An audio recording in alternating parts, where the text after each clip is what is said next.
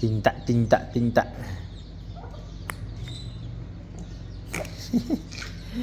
đại chương là vước trong đã đá thêm phần năng sát trong đá hả nó ở toàn ai đá tê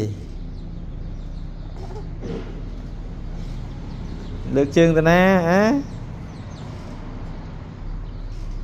chị đa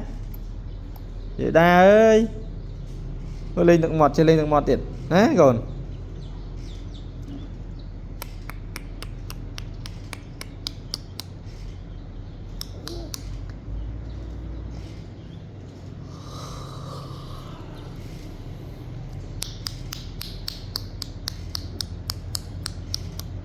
thế ấy đó nè